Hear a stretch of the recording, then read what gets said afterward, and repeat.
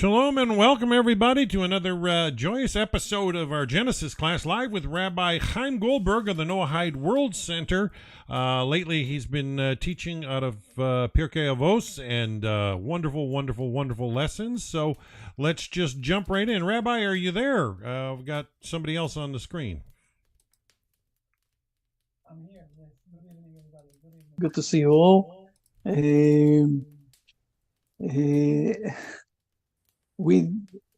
Good evening, everybody. From wherever you are, I'm fine. Thank God. With my family, we are fine here. We have a war, and it's not easy, but we will manage. We'll win it, and everything is fine. And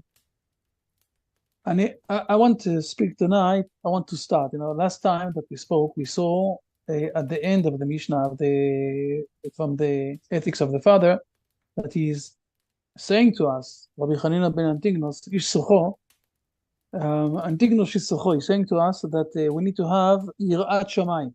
How do you call this in English, Jacob? The exact wording? Fear of heaven. A fear of heaven, this I know, but he said something else last week. He said something about... okay, fair enough. Fear of heaven, or what we call the awe of heaven. And I want to dive inside a bit to this specific, I will say, it's the aspect, the understanding of what exactly it is, okay, this fear of heaven, what we're speaking about when we're saying that we need to have fear of heaven. So for that, I want us to go to the sources. I'm not going to teach only for myself. I'm going to explain the sources, but we need to understand the sources. And let's start with something from the Babylon Talmud in the beginning. Okay, I'm not sharing my screen yet. I'm sorry.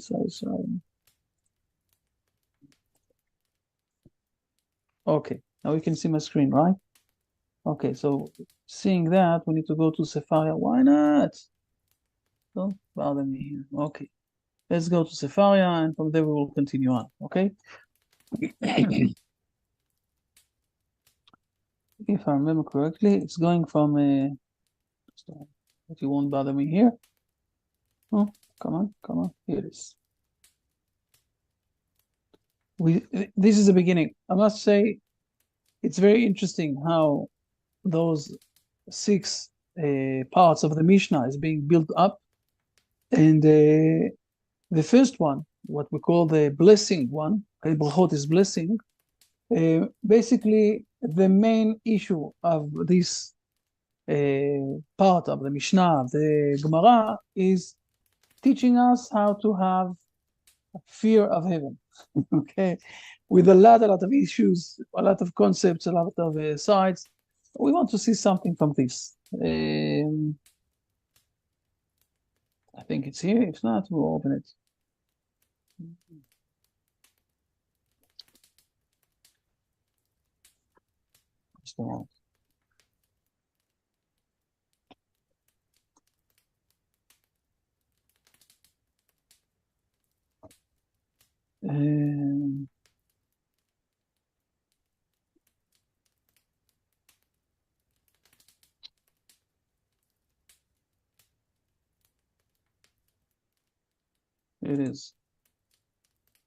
Here it is.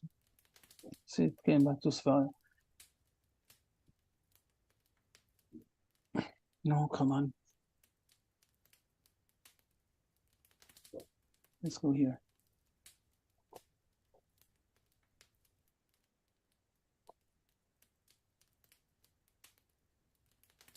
Here it is. This is it, okay? Amar Rabbi Hanina, Hakol bidei shamayim chutz mirat shamayim, shenemar, and please read this part and we will continue, we'll explain this part, please. Okay, tangentially, the Gemara cites an additional statement by Rabbi Hanina concerning principles of faith. And Rabbi Hanina said, everything is in the hands of heaven except for fear of heaven.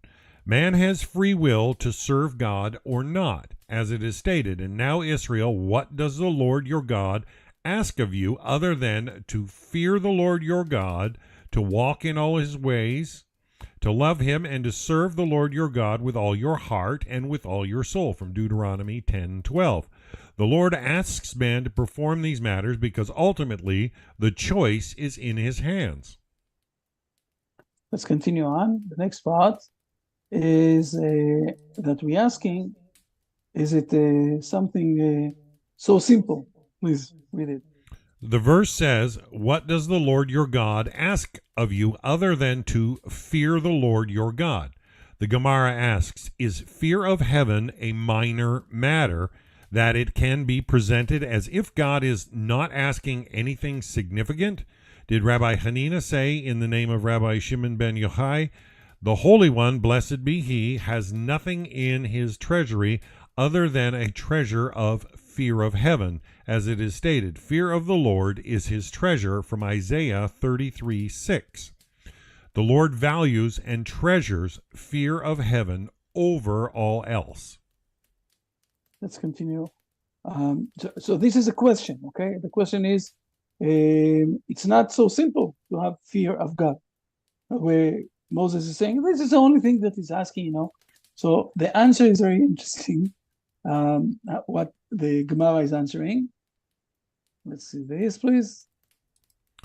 The Gemara responds, "Indeed, for Moses, fear of heaven is a minor matter. As Rabbi Hanina stated, it is comparable to one who is asked for a large vessel, and he has one. It seems to him like a small vessel, because he owns it. However, one who is asked for just a small vessel, and he does not have one, it seems to him like a large vessel. Therefore, Moses could say, 'What does the Lord your God ask of you other than to fear?' because in his eyes it was a minor matter." So first of all, it's a very, I will say, essential learning, okay? Because we see here that when we read in Deuteronomy, going back to the beginning, we read in Deuteronomy, we see that the only thing that God is asking from us, okay, what the Lord is asking from you, what God is asking from you, I will translate it in our words, is only to fear from him. And it seems that it's something very, very simple, but on the other side, it seems that it's something that God doesn't have it. I will ask a very simple question. From whom God have any fear? Does God have any fear from something or from someone? What do you say? He doesn't have any fear from anyone, right? So this is something that he is lacking in the first, thinking, I will say it like that. This is something that he's lacking. And because he is lacking it, he's asking from us to fulfill it. This is more or less the simple understanding of what's happening here. But it's not 100% clear to speak like that. I will say it like that. Because everything that we are behaving in the moral way, this is something that we're getting from God. So before we will start to realize, I want to surprise you all with something that when I will say this, Dan, you will say to yourself, I know that. We spoke about this more than once. Okay? I'm going to show you that there is some sort of fear of God from something here in this world. He's afraid of something. He has a fear of something. Okay? Let me show you. So let's jump for a moment to Exodus. Exodus, it's in the beginning of Exodus. No, it's not here. It's in the beginning of Exodus, where it's it's the chapter in the preparation of giving the Hebrew people the 10 Commandments. Okay, so in chapter 19, not in chapter 20, where he's giving us 10 Commandments. We have in chapter 19 few verses where God is saying to the Hebrew people that he's going to give them the 10 Commandments. Let's think for a moment before we're going to see inside, okay, what is written down there. Let's think for a moment and to try to go inside to the mindset, to the mind, okay, to the understanding of the people that are going or following Moses, okay, those who are following Moses. When we look in Genesis, God is promising 7 times to the fathers of the Hebrew nation, to the forefathers of the Hebrew nation, to Abraham, Isaac, and Jacob, that he will bring them back to their homeland and that there will be a big nation. He is not mentioning at all that he's going to give them also the Torah. He's not mentioning this. In Genesis, you won't find it. You won't find not even a hint. No, there is a hint, okay? When God is speaking with Abraham, he's explaining why he's exposing to Abraham that he's going to destroy Sodom and Gomorrah, because he knows that Abraham will teach his family to behave in the justice way, the way of God. So it's being hinted there that there is some sort of a justice way, but it's not saying anywhere loud and clear that the Hebrew nation are going to receive the Torah from God on the way to the Hebrew land. And also Joseph, when he's giving or asking them to promise him, to obey to him, that they're going to uphold his bones, okay, his body from Egypt to Israel, he's saying to them, we're going back to Israel. He's not saying that we're going to get or to receive a Torah. Now, suddenly, the people of Israel, Moses did a lot of amazing, tremendous, phenomenal, miracles, and he managed to take them out from Egypt. And they are all going after him. Where to? To the Hebrew land, right? And suddenly Moses is stopping in the middle of the desert, and he's saying to them, just a moment, we need to receive the Torah. What is the most reasonable answer that is going to be from the people there? Stop crapping us. Let's continue on. Let's move on. All those ideas, Torah, whatever it is, those are things that you've learned from Jethro. It's not connected with us. This is the most reasonable thing. But let's see now in the verses how it's written down, okay? This is, first we need to know that this is what's happening. And there, by the way, God is stating from who exactly he is fearing, okay? So let's read, first of all, the first 6 verses in chapter 19. Please, done. Okay, chapter 19 of Exodus. In the 3rd month of the children of Israel's departure from Egypt, this day they arrived in the desert of Sinai. They journeyed from Rephidim, and they arrived in the desert of Sinai, and they encamped in the desert. And Israel encamped there opposite the mountain.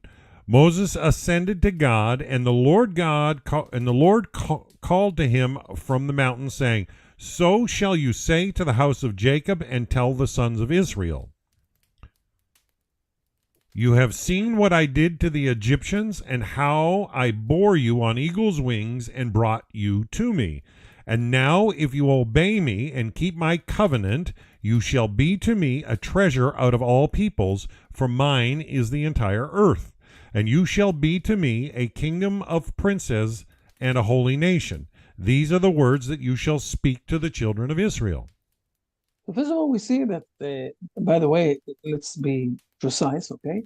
It says that Moses ascended to God, and God called him from the mountain. So we're speaking here about some sort of a prophecy that Moses is getting, okay? I don't know if he got it where he was inside Israel the campus of Israel, or he was already in the mountain. But we know, if it says here that God is calling him from the mountain, so Moses wasn't in the mountain, okay? He was maybe in the Israel. But he has some sort of prophecy. In this prophecy, suddenly he is saying that we need to keep God's covenant. And then we will become also a holy nation.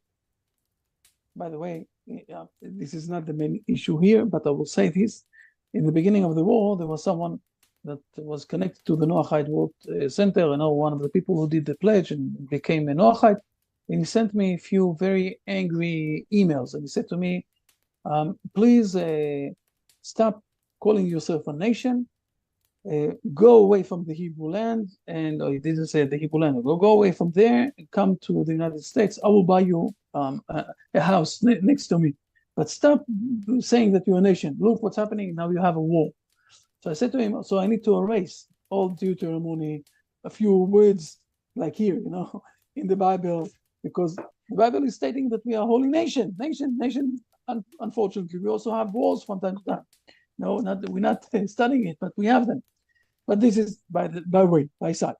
The most important thing here is that Moses is telling them, we need to keep the covenant of God, and then we will become holy nation. Fair enough. And then what is the answer? Let's read 7 and 8. What is the answer of the elders of Israel? 7. Moses came and summoned the elders of Israel and placed before them all these words that the Lord had commanded him. And all the people replied in unison and said, all that the Lord has spoken we shall do. And Moses took the words of the people back to the Lord. If we read it, in a simple way, we say to ourselves, okay, they're accepting it, right? This is what we say. But if this is true, that they accepted it, so now God was supposed to call Moses up to the mountain and give him the Torah. There's something else here. Read verse number 9. Something else is happening here, please. 9. And the Lord said to Moses, behold, I am coming to you in the thickness of the cloud, in order that the people hear when I speak to you, and they will also believe in you forever. And Moses relayed the words of the people to the Lord. Why do we need to have some sort of, authenticity of God to Moses? Because when they said all that the Lord has spoken to we should do, basically they're answering him, we believe only in the words of our fathers. We don't believe you. And this is why God is stating, okay, so I will do some sort of an action that they will believe in you forever. And this is very important. This is forever. This is against all those who said that that the Torah of Moses can be changed. Okay, it's written down also in Rashi. Just a moment.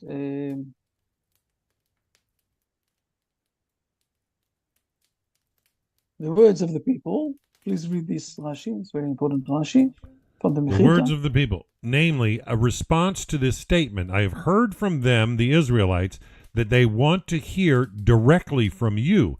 They maintain that there is no comparison between one who hears a message from the mouth of the messenger and one who hears it from the mouth of the king himself. They say, we want to see our king, from Mechilta.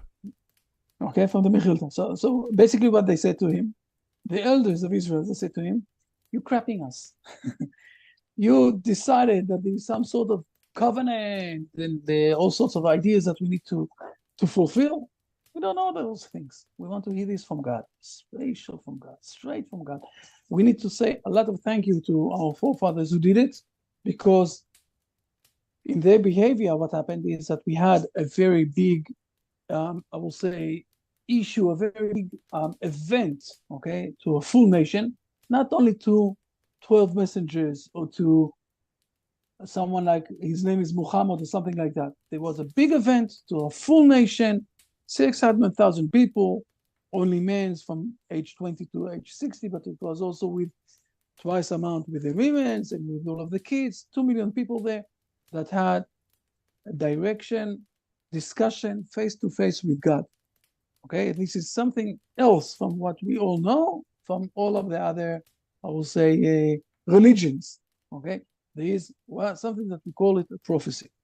So now we understand here. But there is something here that was hinted inside the things that we read till now. And let's go back to the fear of heaven. And we asked ourselves, God doesn't have fear from anything. You all said to me, God doesn't fear from anyone, right?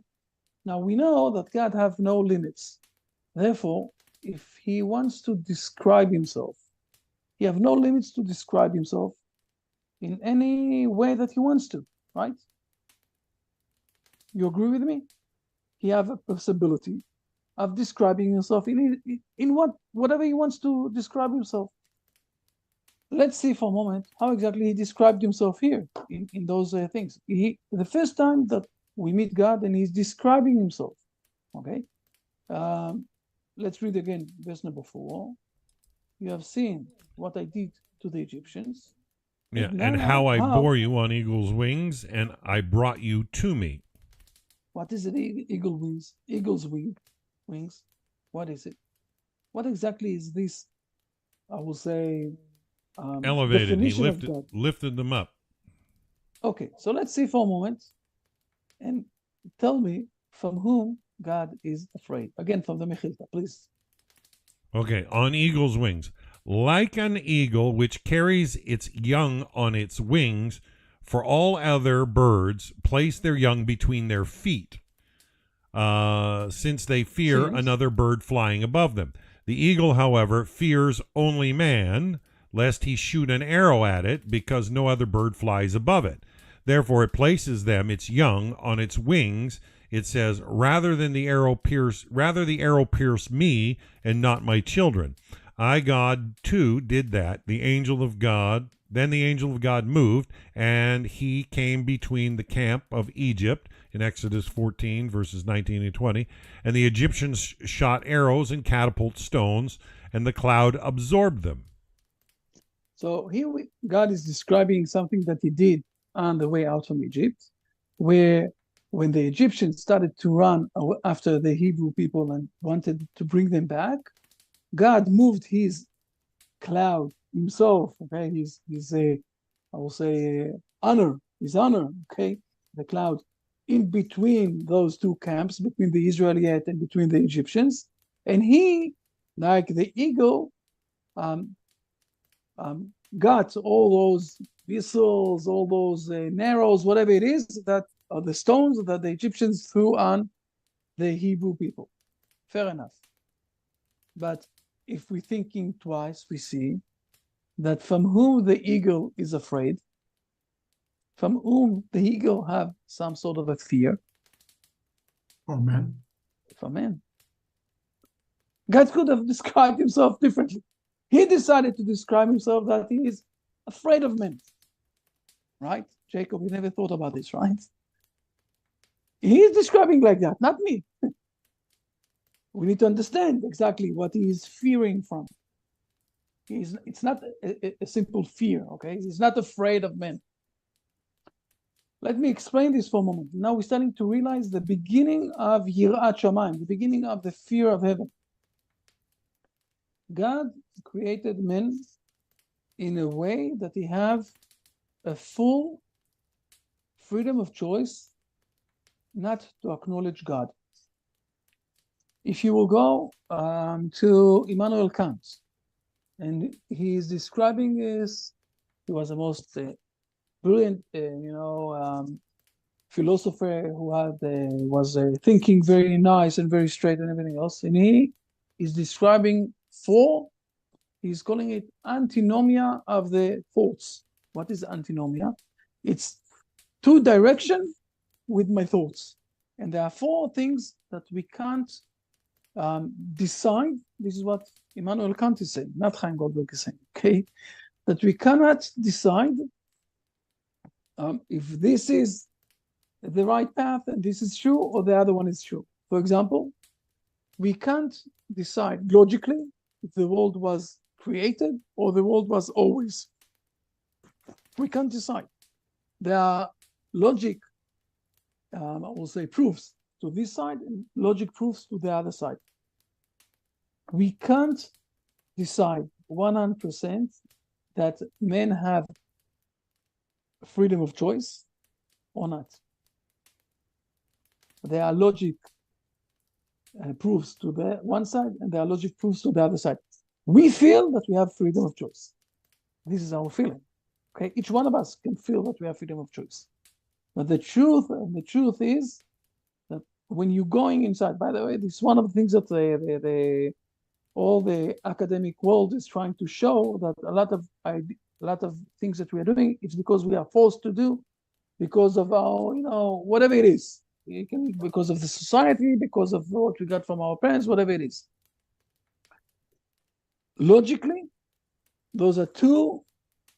We can prove that we have freedom of choice, and we can prove logically that we don't have freedom of choice. Immanuel Kant, in his book, is stating that this is one of the issues that we can't prove to each side. And this is what is written down here, that God have fear of men. It doesn't really have fear of men, but God is is giving the possibility. He is not forcing anyone to have fear from God. You can find in this world a lot of people who don't believe in God. They don't believe in God. They really don't believe in God. They don't believe that there is God. Don't bring to my world, this is what they're saying to us, don't bring to our world some sort of an irrational side that I can't explain him in my reasonable way. And they are living good. Some of them are also very honorable people who are behaving in the right way. No one can force anyone to have fear of God. This is something that God is lacking. He's not lacking because he has fear from someone. He built up here a system where it's our decision to decide, are we taking upon ourselves the fear of God, yes or no? Now we can jump back to the Talmud. There it is. What exactly is he saying, Rabbi Hanina? Everything in the hands of heaven. If you're going to be in your skin black or dark, if you're going to be high or short, if you're going to be... Now, most of the things, you don't really have possibility of choice or controlling it, except for one thing, that it's 100% yours. Nobody can force you to do this side or the other side, except for fear of heaven. The only thing that it's in your hands. You will decide if you have a fear of heaven or not. You can decide that you are a secular person and you don't believe in God. By the way, a lot of times, that I was a high school principal, and here in Israel, it's usually the secular people are sending to schools of secular people, and the religious people are sending to, religious places. And I was a high school, I was a Rosh Yeshiva, a very frum thing. But a lot of times, especially in the teenage, the kids have difficulties in all sorts of ways, and they don't believe in God. And now it's part of the educational system. They need to pass it because they don't need to believe in God because the parents told them about God. They need to have a rebellion. I don't believe in God. And then when they're starting to search and they're deciding to take upon themselves that they believe in God, it's because they decided to do it. Okay? You need to understand for a moment the logic of the education of the youngest. But a lot of times when kids came to me, young teenagers came to me and said to me, they cried. Sometimes they came to me, and said to me, you see, but I don't believe in God. Always what I answered them is, it's fine. You don't need to believe in God. But it's good that God still believes in you and he's giving you life every day. There will come a time that you will decide to believe in God also. But it is something that they were always surprised, from my answer. But I was sure that you're going to force me to believe in God. No, I don't have a way to force you. It's your decision. And if you won't decide it, I won't be able to force you to do that. This is what's written down here. Everything is in the hands of heaven, except for the fear of heaven. Starting to understand what's happening here. And this is what God said. I have a fear of men. Why? Because man is the only one who can decide that my presence in this world will be delayed because he doesn't want to bring me or to accept me in this world. When someone is rejecting God, doesn't believe in God, he is not giving presence, he is not giving place to God in this world. He's not giving him place in his heart. Very simple. So this is the first, most simplest understanding of what's happening here, of what we call fear of God. But let's continue on. Usually I'm trying that when we are learning, that we're trying to dive a bit more deeper, profound with the understanding. So let's jump for a moment to another very important verse, and we will start to realize that God also have some sort of a fear, and it's combining, it's together. You know, it's the other side of what we spoke now. Okay, it's just going more profound. So let's go for a moment. Let's jump to let's jump to Genesis chapter 1. Okay, and in Genesis chapter 1, please go to Genesis chapter 1. Excellent. Let's go to the second day. And in the second day, what was the main thing that happened in the second day? 3 verses. So please read those 3 verses, 6, 7, and 8. Done.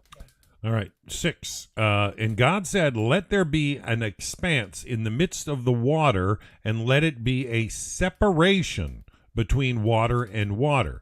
And God made the expanse, and it separated between the water that was below the expanse and the water that was above the expanse, and it was so.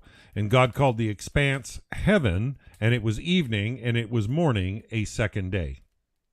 This is the only day that we don't have, I will say, the definition that it's a good day. Okay, this is the only day that we don't have. God is not judging what exactly he did. He will judge it only in the third day. Okay, in the first day he is judging what he did, and it says that God saw the light, that it was good. Good is a judgment, right? In the second day, we don't have any judgment.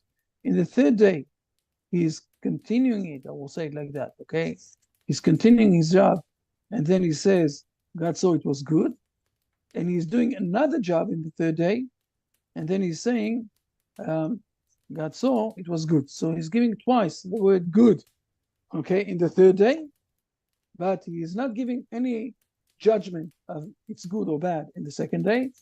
Basically, we understand that the second day is the day of the separation, okay? This is a separation, and because there is a separation, this is the beginning of separation, not first day, second day, okay? It's not one day. We already have a second day. So we have starting the separation, and separation is not good in the most, I will say, fundamental point of view. Separation is not good. Therefore, there won't be any word of good in this day. Okay, fair enough. But I want to ask in verse number 7, please look carefully and tell me, we have a separation between 2 things.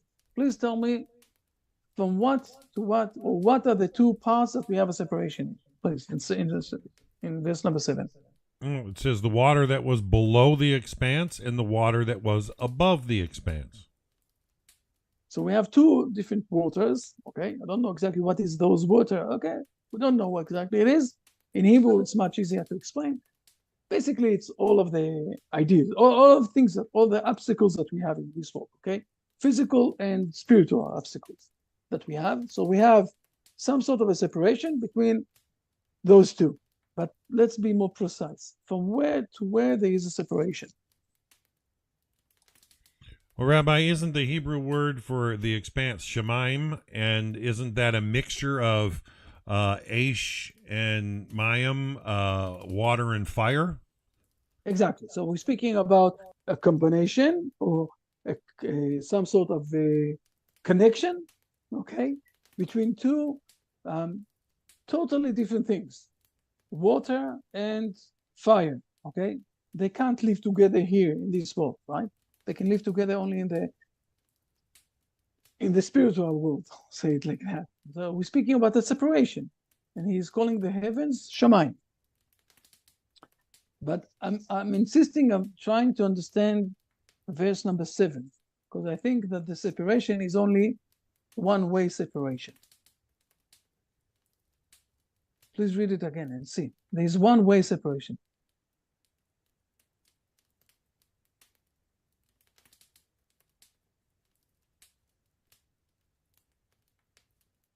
The separation is only between which was below. Only from below going up where there is a separation. upward, going downwards, there is no separation. I will say it like that, in those words. From God to us, we have no separation. The separation is only from us to God. Right? This is what's written down here. You agree with, all of you agree with this? Jacob, right? This is what's written down. Only downwards, upwards, there is a separation. But from there, down here, we don't have any separation. What exactly is this separation? What are we speaking about? Okay, so there is one of the names of God. It's called El Shaddai. Okay, let me find it for a moment. But I don't know where the Rashi is.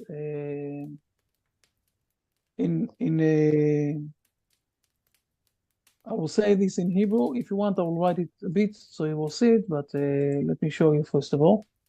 In chapter 17, when God is speaking with Abraham, so he's saying to him, please read this. Verse number 1.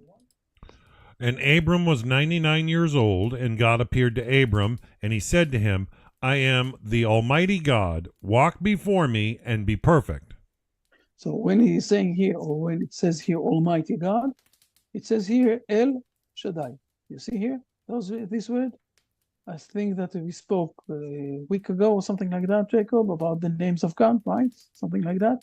What exactly is this El Shaddai? El Shaddai. We need to understand this word in Hebrew. Okay, again, the English is not, it's not good. Nothing will help with this, especially not with the names of God. The word El, okay, this part is exactly just like, we'll go back to Genesis chapter 1. Okay, we will see that, you see here, it starts Elohim. We have here 36 times the word Elohim.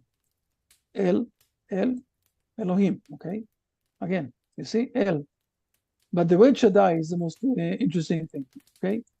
To understand the word Shaddai, I'll write it in, never mind, whatever I will find here. Okay, let's go, never mind here, let's go down. Never mind, you will to see. I just want to write here something that you will see, okay? Where is it? Fair enough. Now I will do it in a big. Okay, the word Shaddai. The word Shaddai is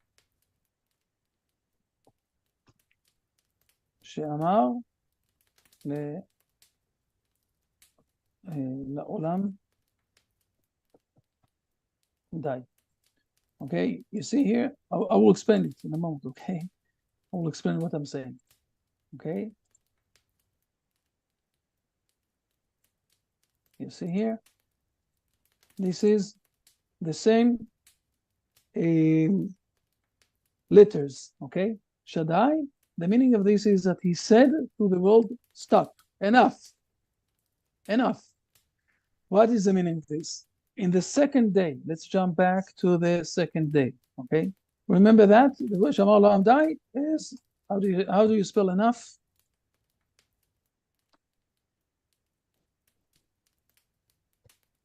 No, I did a mistake. Just GHT.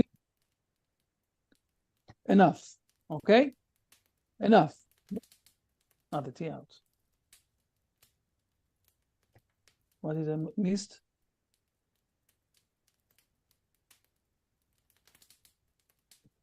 You. Okay. Enough.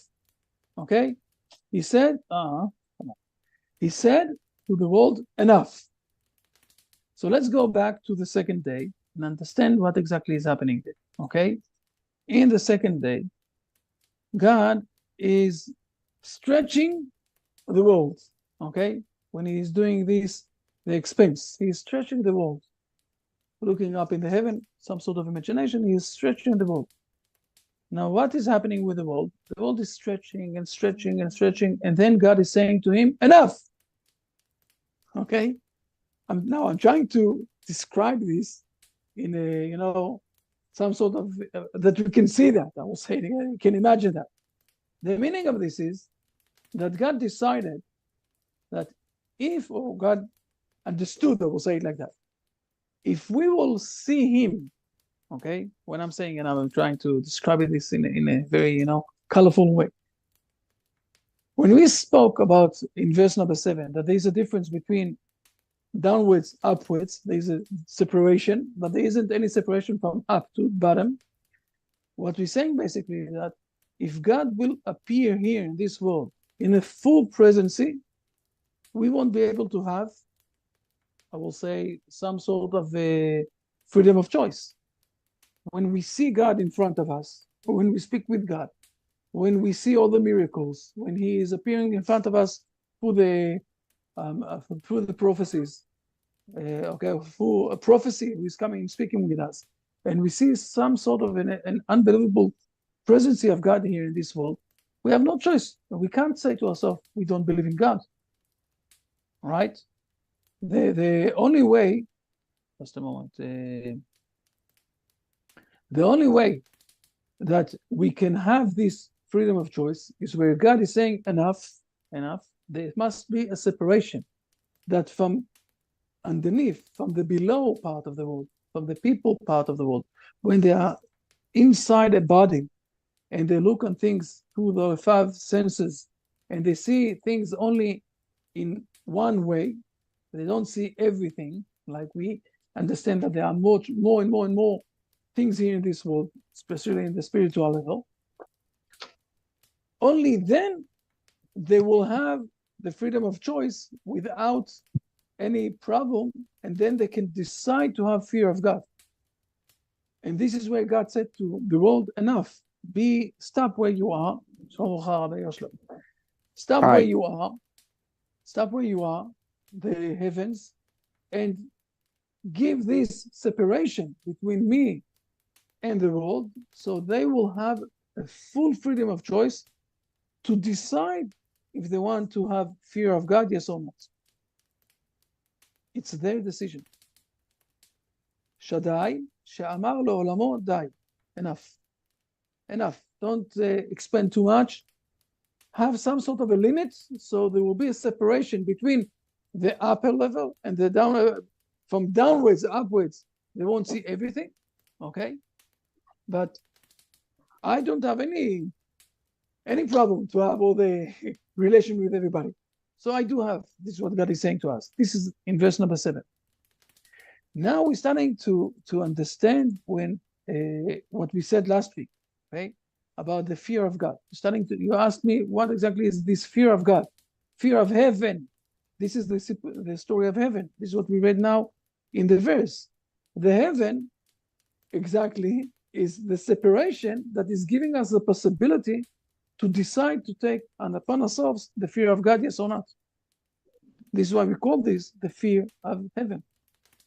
This is what is giving us the fear of God.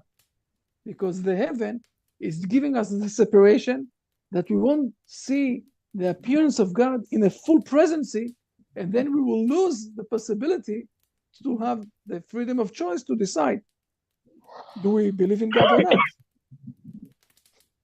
You with me, Bart? You're understanding, Jacob? Okay, Maria, what we said? This is why we call this fear of heaven. And this is the most, I will say, this is a profound way to start to realize what exactly is this fear of heaven. Now, if we will continue on one step, in a moment, Rabbi Hirschler, I'm giving you to speak. If we will continue on one step, the heaven is contained with a lot of ideals. Some of them contradict in our world. What is heaven? Dan said it before. What is heaven? There are two words. Shamayim is esh v'mayim. Esh is fire, mayim is water. Those are two different, I will say, ideas who can't live in this world together. Up in heaven, each angel is contained with esh and mayim together. Okay, when God gave one of the pledges that God gave to the Egyptians, he gave what we call the barad,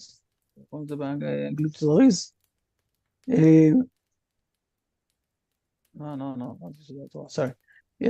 When God, look for a moment, let's go for a moment to Shmot. No.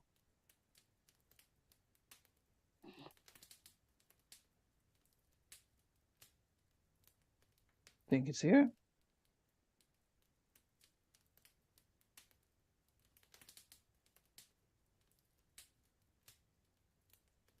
Next one.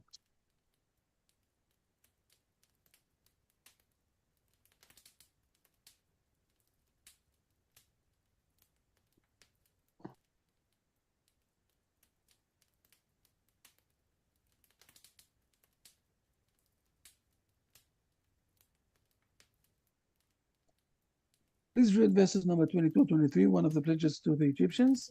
Done? 22, the Lord said to Moses, stretch forth your hand heavenward, and hail will be upon the entire land of Egypt, upon man and upon beast, and upon all the vegetation of the field in the land of Egypt. 23, so Moses stretched forth his staff heavenward, and the Lord gave forth thunder and hail, and fire came down to earth, and the Lord rained down hail upon the land of Egypt. So we have here fire with what? With rain, right? Water with fire. In heaven, water and fire are living together. Here in our world, they are separated.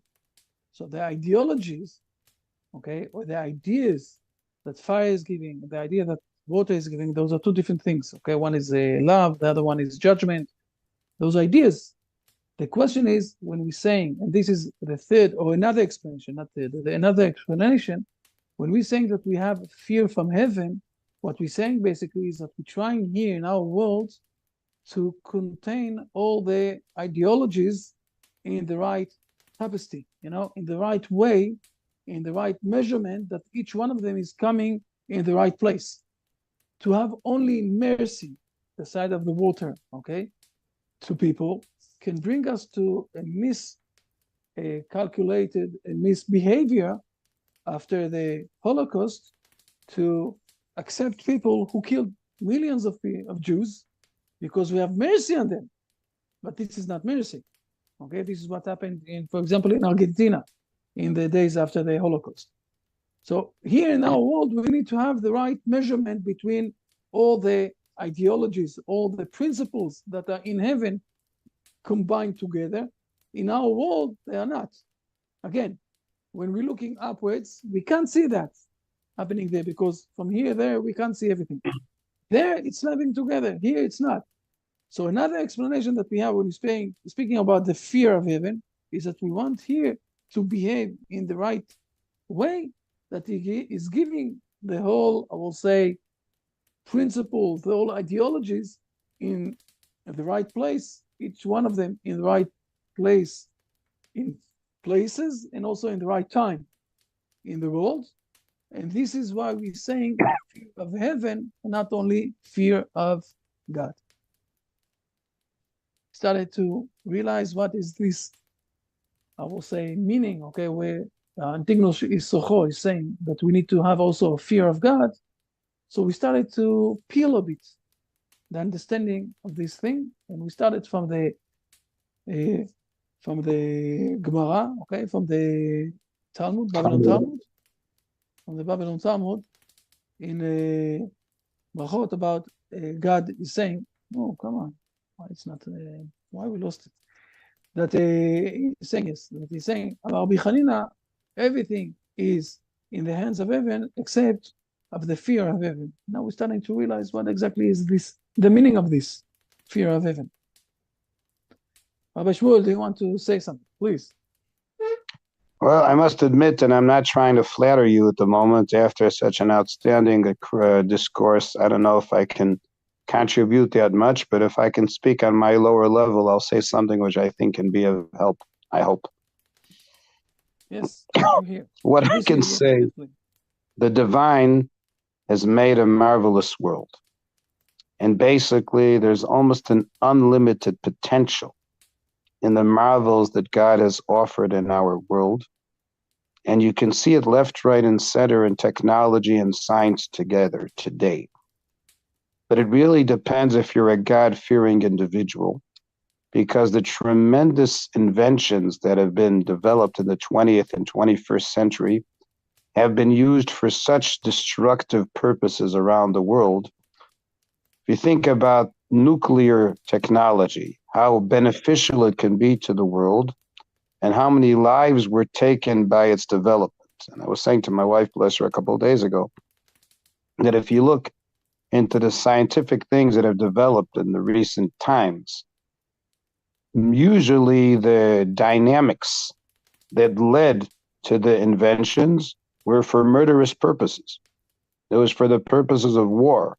In the course of preparations for war, inventions that were hardly ever developing because of the competition between the parties that are fighting, they develop things in technology that years and years at other times didn't happen because of the motivation for victory. And as you beautifully were showing about from the hail, the balance between the fire and water, even fire is not a destructive power. I was born in a pretty cold place called Chicago, and there's a few places like that in the ex-Soviet Union as well, that, believe me, Rav Goldberg, it's freezing there in the winter. So the fire can be a place where you warm up. A fire is where you and your wife cook food and make things of good taste. Water in Jewish thought is considered a source of being kind and giving everything an option of nourishment. And yet, the combination between the two can be a tremendous blessing when the people involved are God-fearing. Pharaoh, who received those 10 plagues, at the 7th one you described from the plague of hail, is because he was not God-fearing, he was Pharaoh-fearing. He was trying to create a God out of himself. What dictators had done in the 20th century, taking away more than 60 million lives through Hitler, through Stalin and Mao Zedong in China, is because they made themselves into a god in their own way. Instead of trying to use the benefit of powers they had and tremendous money that was with them for constructive development, they use it for destruction. There's a biblical story which deals with that quite extensively, and if I have an opportunity sometime, I may give you a lecture on Ecclesiastes. I don't know if you ever learned that book, but it's worth reading Ecclesiastes, what we call Kohelet in Hebrew. And there you find that everything that God created in the world has positive elements, provided that you use them for a positive agenda. And you don't have to be a big historian to know that the Nobel Prize originated from a person who actually found dynamite. So in other words, you're talking about people that were a genius in a certain thing, but it was used for warfare.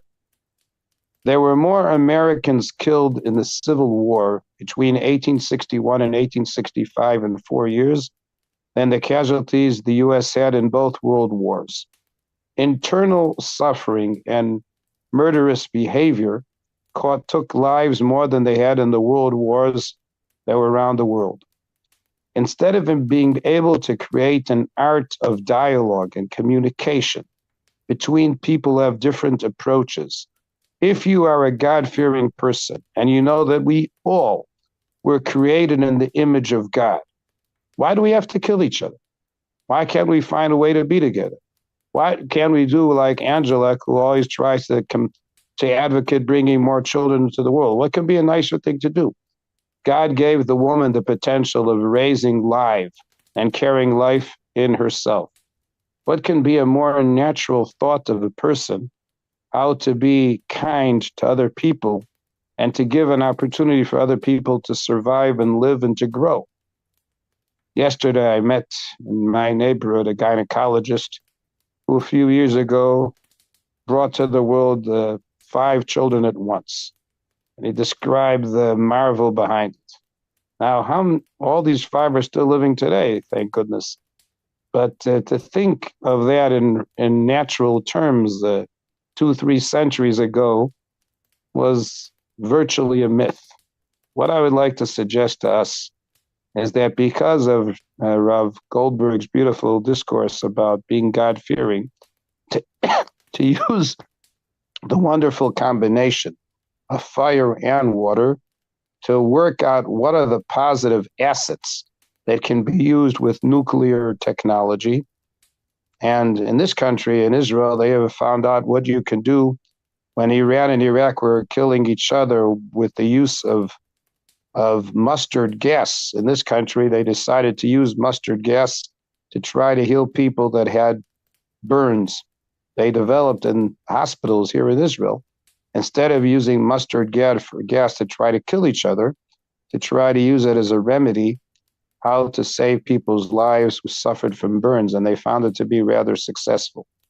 So what we need to do is to take the wonderful science that God has given us and to funnel it for positive life and great life expectancy, because we believe that everybody is created in the image of God, and it's not within our authority to take other people's lives away, but to try to find a way for us to share life together. Of course, if an enemy tries to kill you, you have no choice but to kill him. I'm not a pacifist at all when your life is in danger.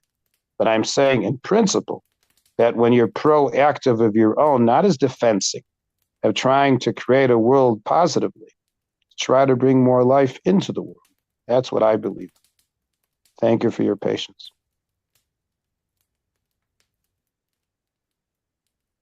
Thank you very much. I think that we spoke tonight few very important things. So, but if there are any comments, questions, things that you want to raise or something like that, very good to see you, Collins. Hi, good to see you. Long time no see. Yes, I understand that there was a lot of problems in England in the last few months. It's okay. Good to see you. So, but if there is any questions, no, it's something that you want to ask, so it's not clear now or something like that, so don't hesitate. You know, this is the time. We have a few minutes. Yes, we spoke very clear. Understand. So there's two things. Shamayim is this amazing big thing. It's awesome, right?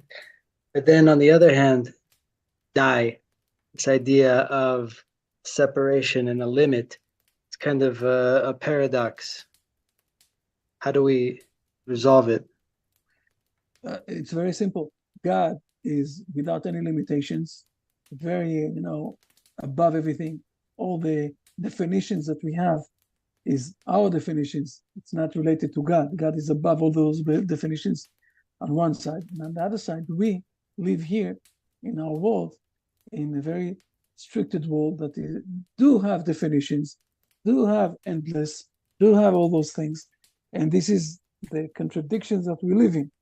On the other side, we have a spark from God. As Rabbi Shmuel also said, each one of us have we call this the image of God, okay, or the soul that we have. So we have some sort of a relation or connection with God. I will say it in a way that you will understand. I'm saying it always, but now maybe you will manage to connect it to all of the things that we're saying. If I will ask you, from where exactly do we have this freedom of choice? It's not coming from the potato, because the potato doesn't have any freedom of choice. It's not coming from the meat that we eat, because the animals don't have freedom of choice. Nobody have really in the nature, okay, that we are eating and becoming after that our body, and we growing up, okay, we being built up from things that we eating from nature. All of this nature that we know doesn't have freedom of choice. So the freedom of choice that we have is some sort of a spark that we're getting from the only one thing in this world that have freedom of choice, God. This is what we're saying. Each one of us have an image of God. This is a starting point. This is a starting point of our life. We decide how we're looking at our life. Think about this for a moment, the difference that we have. If we believe in God, and depends what God exactly we believe, and we want to imitate, okay, all the principles that on the God that we believe, it will lead us to one behavior. If we don't believe in God, and this world was always, and it's very pessimistic to think about this. that it was always and it will be always like most of the Hindu people think. You can go, one after other for 32 times in this world. It's endless, something that without any hope for anything. So it will lead you to a different behavior.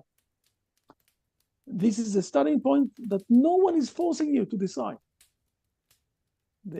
You decide if you're getting connected with the image of God or not. So we live in this contradiction I will say it like that. God, by creating this world, ontology decided to put this question in this world. Of the one side, unlimited Almighty God, on the other side, the limited world that God created. Those are the main, I will say, principles of life we spoke today. Very well said, Rabbi. Very well said. Great lesson for sure. It's mind-boggling the intricacies that come out of into play by the design. The design allows for billions of people with billions of scenarios with billions of interactions and reactions, and I just hope people learn to ponder the consequences of their actions, but more so what I've learned from yourself is to practically put it into action and learning to actually make the world a better place. And that opportunity, I remember we did a series, Freedom to Choose Your Starting Point, and you were getting across the points where people can actually begin to change directions if they're not happy with it. They can begin to actually implement wonderful actions, and this is what the mitzvot are all about, is learning what those wonderful actions are, and the life that we live we can then begin to see and implement. And there's that fear of Shemaim in between that, and that our hearts get just lost in service of Hashem. It's it's really living. It's what living is for sure. But Dan, there's another thing. You have to be grateful in order for that to happen. You need a sense of appreciation. A person appreciates their spouse, they will express their love. If you appreciate, grateful how wonderful of a world God had potentially given us, as Ecclesiastes says, then you develop a sense of trying to be better to others. But there are people who take advantage of their ego and ignore the tremendous graciousness that God that is offered to people, and that's why they use it to the negative. And there's some religions who consider other people to be unhuman, which is horrific. And that is, besides stealing from God that image, that gives them, so to speak, a legitimacy to become violent. We can't underestimate that. It happens all the time. That's when the mind goes into arrogance and starts to elevate itself over others, rather than look at the whole of the matter properly, for sure. Now, Rabbi Hirschler, if you're willing to do a book or share a series on Ecclesiastes, I'd be glad to host it and broadcast it. If you're interested, I'd be glad if you can find the time and we could agree on a time. If Rabbi Goldberg's open to it, I'm sure there's many people that would love to hear you share. You sound like you have a little bit of a cold today. Yeah, under the weather slightly, but that's okay. I'm there. No, thank you. But the with holidays pleasure, are coming. Right. Well, I'll work out with Rabbi Goldberg an idea, but I'm just saying the idea that there's some beautiful things out there that he says, and like what Jacob was saying earlier, that so-called conflict of that we have, the paradox, is exactly what it's all about. In the divine, it all works together, as Rabbi Goldberg was saying. In the hail, the fire appears within the water together, and that's part of it. That's the marvel of the divine appearance. We don't have a secondary thing like that by us. Yeah, it's definitely beyond natural, for sure. Yeah. Does anybody else in the group? I see we've got Maria with us today. Any questions? Bart, Angelica, for the rabbis before we wind it down?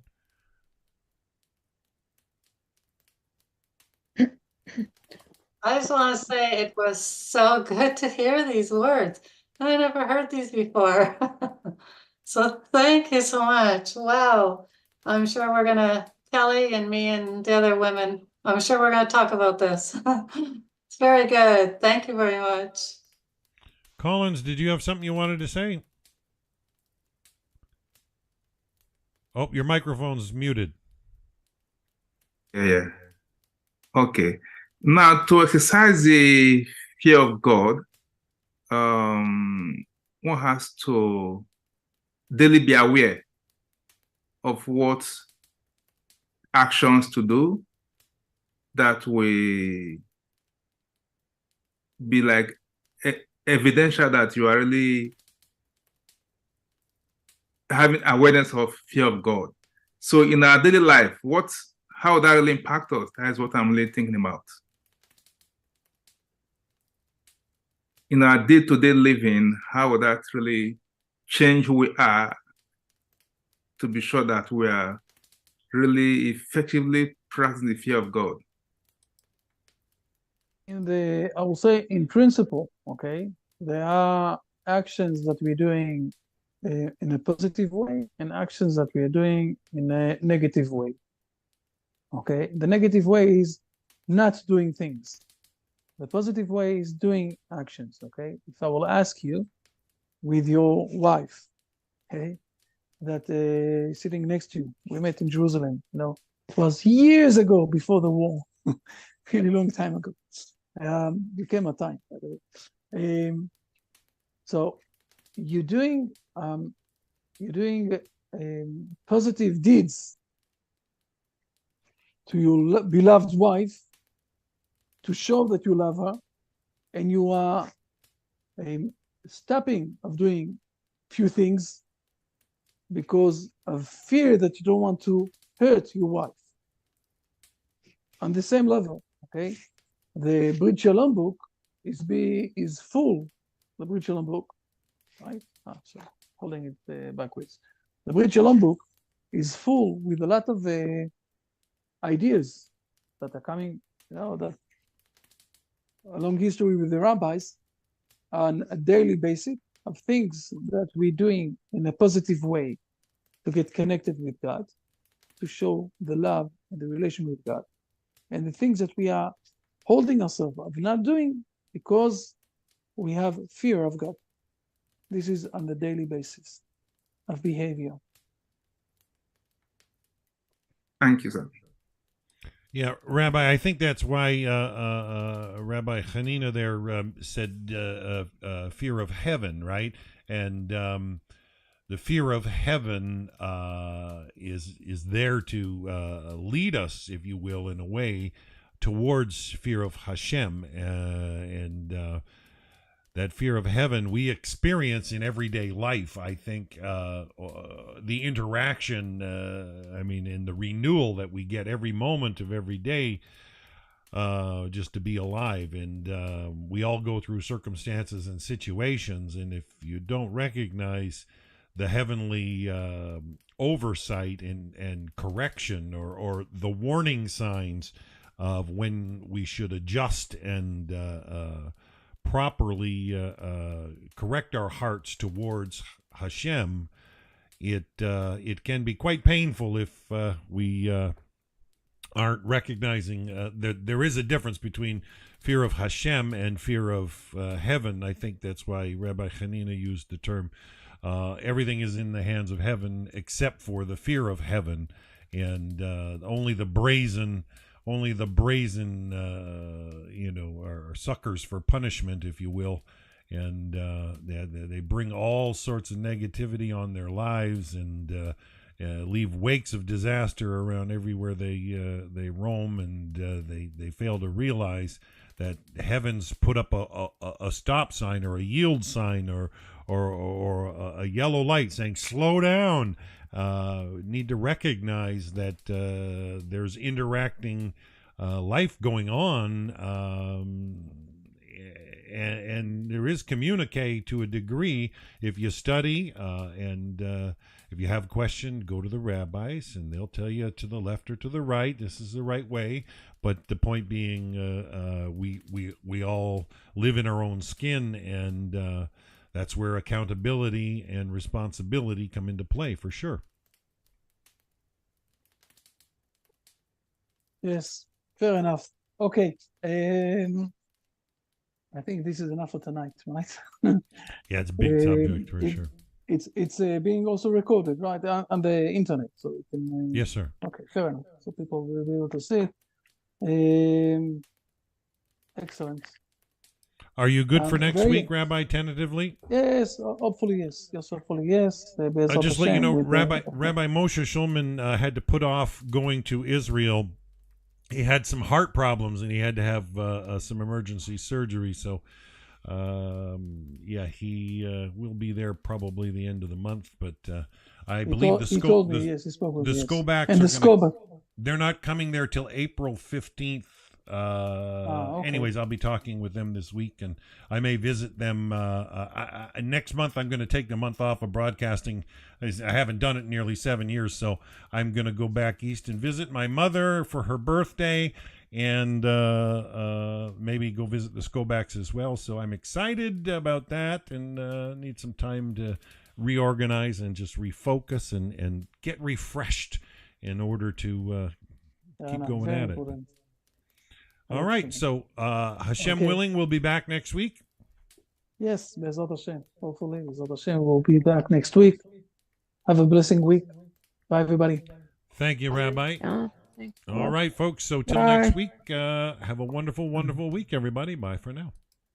Bye.